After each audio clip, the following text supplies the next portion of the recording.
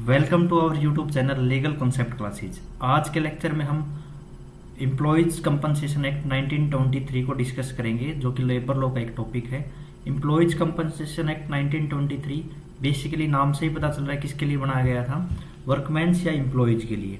तो यह एक्ट पास किया गया फाइनेंशियल कंपनसेशन प्रोवाइड करवाने के लिए वर्कर्स को, जिसको during the course of employment किसी टाइप की इंजरी, डिसेबिलिटी या फिर डेथ हो जाती है उस एम्प्लॉय की या फिर वर्कमैन की during the course of employment. ये जो एक्ट है it mainly apply to the manual labourers, factory workers और लो वेजेज एम्प्लॉयज। यानी कि एम्प्लॉयज कंपनसेशन एक्ट 1923 को पास करने के पीछे रीजन था कंपनसेशन दिलवाना वर्कर्स को, जो कोर्स ऑफ एम्प्लॉयमेंट के दौरान किसी भी एक्सीडेंट के कारण इंजरी, डिसेबिलिटी या फिर डेथ हो जाती है किसी भी एम्प्लॉय की, तो उसको कंपनसेशन दिलवाने के लिए बेसिकली एक्ट 1923 का पास किया गया था। बाद में 2009 के अंदर इस एक्ट को अमेंड किया गया और जो पहले इसका नाम था वर्कमैन्स एंड एम्प्लॉयज कंपनसेशन एक्ट, जिसको चेंज करके सिर्फ एम्प्लॉयज कंपनसेशन एक्ट इसका नाम रख दिया गया। अब बात करते हैं इसके object and scope of the employees compensation act. इसका ऑब्जेक्ट और स्कोप क्या है? एम्प्लॉयज कंपनसेशन एक्ट जो बनाया गया for the protection of workers, जिसको किसी भी टाइप का हर्ट होता है या फिर वो बीमार पड़ जाता है और अपनी जॉब खो देता है उस एक्सीडेंट के कारण, या फिर वो किसी फैक्ट्री में, किसी कंस्ट्रक्शन साइट में या फिर माइंस के अंदर काम करते हैं, जिसके कारण उसको किसी भी टाइप की इंजरी हो जाती है, तो उसको कंपनसेशन दिलवाने के लिए एम्प्लॉयज कंपनसेशन एक्ट आया था। अब बात करते हैं कि इस इंजरी से, इस एक्सीडेंट से, जैसे कि उसको कोई डिसेबिलिटी हो जाती है या फिर इंजरी इस टाइप से हो जाती है कि वो दोबारा काम ही ना कर पाए, तो इससे इफेक्ट किसको पड़ेगा? तो ये फैमिली के लिए सबसे डिफिकल्ट टाइम होता है सर्वाइव करने के लिए, क्योंकि उसकी पूरी फैमिली एम्प्लॉय की वो जो है वर्कमैन के या एम्प्लॉय के ऊपर ही डिपेंड होती है, क्योंकि सारा जो घर के सर्वाइवरशिप है वो एम्प्लॉयज के ऊपर डिपेंड होगी। अब वो काम नहीं कर पाएगा तो उसको कैसे फैमिली को सर्वाइव कर पाएगा? तो इसके पीछे रीजन यही था कि फैमिली सर्वाइव कर सके उस कंपनसेशन से, जिसके कारण उसका काम रुक चुका है।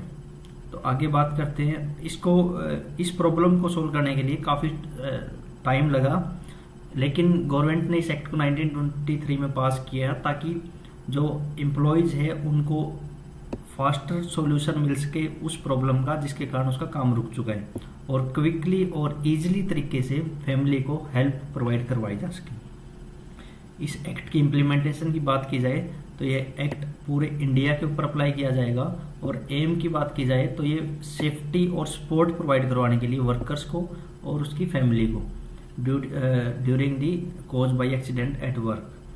तो हमने डिस्कस किया introduction of employees compensation act 1923 के अंदर कि कंपनसेशन एक्ट क्यों बनाया गया, रीजन क्या है जिसके लिए उसको कंपनसेशन मिलता है, और वो कंपनसेशन किसको दिया जाएगा, इसका ऑब्जेक्ट क्या है, स्कोप क्या है एम्प्लॉयज कंपनसेशन एक्ट का। तो आगे डिस्कस करते हैं important definitions under the employees compensation act. तो सबसे पहले डिपेंडेंट की डेफिनेशन दी गई है। डिपेंडेंट कौन होते हैं? Dependent is someone who relies on the workers income for daily needs, यानी कि फैमिली मेंबर किसका? एम्प्लॉय का।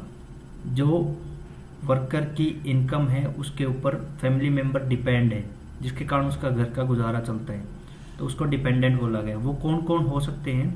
वो वाइफ हो सकती है, माइनर सन हो सकता है, अनमैरिड डॉटर हो सकती है, और window mother of the worker हो सकती है, फर्स्ट पॉइंट में जो डिफाइन किया गया। सेकंड पॉइंट की बात की जाए, इफ द सन और daughter is over 18, if the son और daughter is over 18 but they are sick और फिजिकली डिसेबल्ड, यानी कि वो काम नहीं कर पाते या फिर बीमार है, जिसके कारण वो डिपेंड है वर्कर के ऊपर, तो उनको भी डिपेंडेंट की कैटेगरी में डाला गया। थर्ड पॉइंट इसके अंदर, even other family members can be dependents if they depend fully और partly on the workers. These include widow और पेरेंट्स। फर्स्ट पॉइंट विडो और parents. Second point illegitimate children, minor brothers or unmarried or widowed sisters.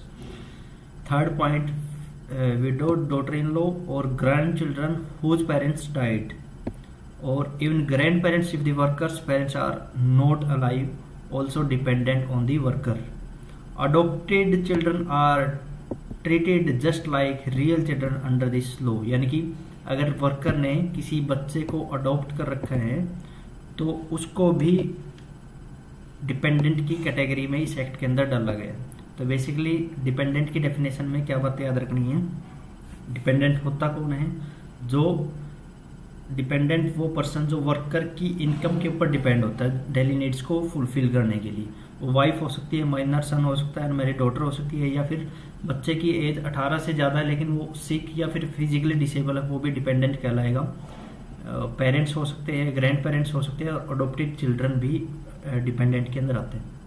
Second definition की बात की जाए तो employee की definition दी गई है। सेकंड एम्प्लॉय के अंदर employee is someone who works for another a person और company and gets paid for it.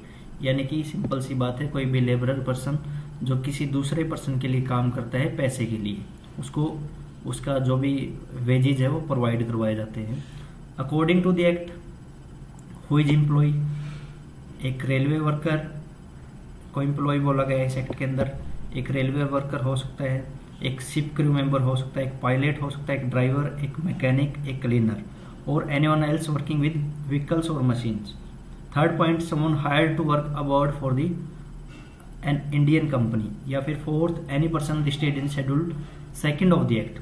तो एम्प्लॉय की कैटेगरी के अंदर 4 पार्ट्स में सब क्लॉजेज बनाए गए हैं। Railway worker, ship crew member, pilot, driver, mechanic, cleaner, hire to work abroad for the Indian company, और फिर शेड्यूल सेकंड के अंदर जो भी पर्सन लिस्टेड है वो सारे एम्प्लॉय की कैटेगरी के अंदर आते हैं। नेक्स्ट इसके अंदर जो इंडियन आर्मी के अंदर काम करने वाले सोल्जर्स हैं और अदर डिफेंस सर्विसेज के अंदर काम करने वाले सोल्जर्स हैं, वो एम्प्लॉयज कंपनसेशन एक्ट के अंदर नहीं आएंगे। बेसिकली इसमें मना कर रखा है कि इन सारे 4 पॉइंट्स को छोड़ के सोल्जर्स और किसी भी डिफेंस सर्विस के अंदर काम करने वाले वर्कर्स को इसके अंदर नहीं डाला जाएगा। तो 2 डेफिनेशन हमने कवर की, फर्स्ट थी dependent, second employee. Third one is employer.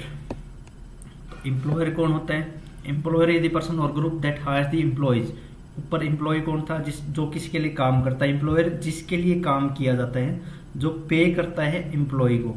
वो कोई भी कंपनी हो सकती है, कोई फर्म हो सकती है, या फिर ग्रुप ऑफ पीपल हो सकता है, या फिर मैनेजर और एजेंट हो सकता है जो कंपनी को रूल करता है, रन करता है उसको।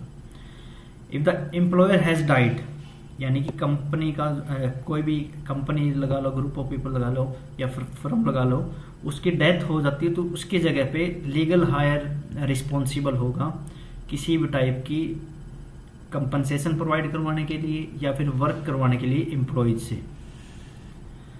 Next point, even if an employee is temporarily working under another person, that person is treated as the employer. यानी कि कोई भी एम्प्लॉय टेम्परेरी तरीके से किसी के नीचे काम करता है तो उसको भी एम्प्लॉयर बोला गया। So a contractor, a railway general manager can also be employer. एक केस के अंदर बताया गया था कि by Jinath Singh versus OT railway, court said the general manager of railway is also an employer under the act, कि जनरल मैनेजर या फिर कॉन्ट्रैक्टर को भी एम्प्लॉयर की कैटेगरी में इस एक्ट के अंदर डाला गया। तो 4 डेफिनेशन हमने कवर की है, डिपेंडेंट, सेकंड जो थी एम्प्लॉय, थर्ड एम्प्लॉयर, और फोर्थ सीमैन की डिस्कस करेंगे अब। सीमैन कौन होता है? Seaman is a person who works on a ship, या फिर क्रू का कोई भी पार्ट, बट द कैप्टन और master of the ship is not counted as the seaman under this law. Next definition of wages. Wages क्या होते हैं? Wages means all